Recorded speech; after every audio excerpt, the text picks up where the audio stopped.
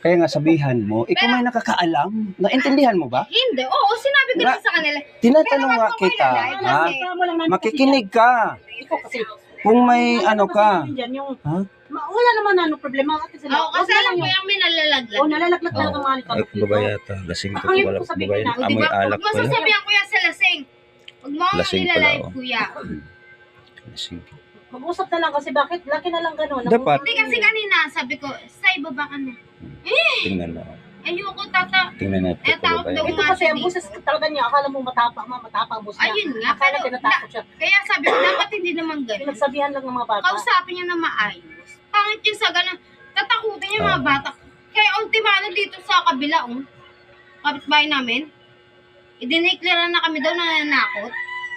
Tingnan niya. Yung kapitbahay namin dyan, idineclare na kami daw na nanakot sa sige. Diba?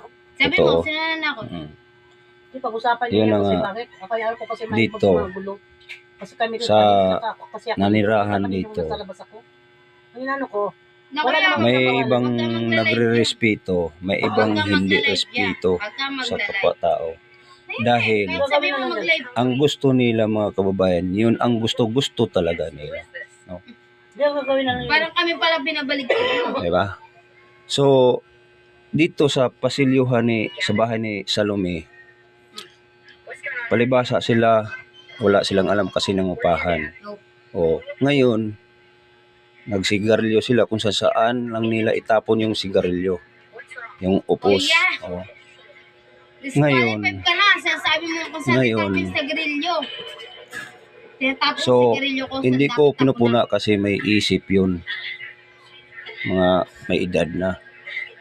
Ngayon, pati yung halaman dyan, ginawang basurahan ng sigarilyo.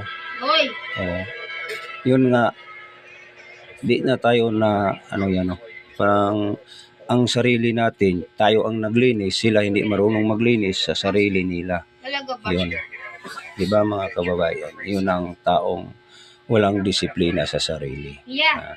So, mga kababayan, Walang katutunayan.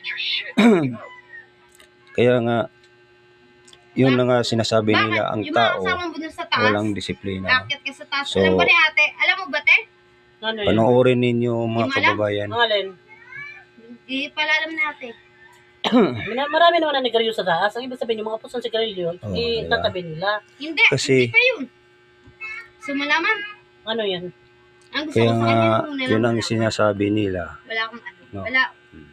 Hindi ko sasabihin sa'yo. Sa Ah, kanya wala. ko gusto mong malaman. Hmm. Tapos Diba? ngayon,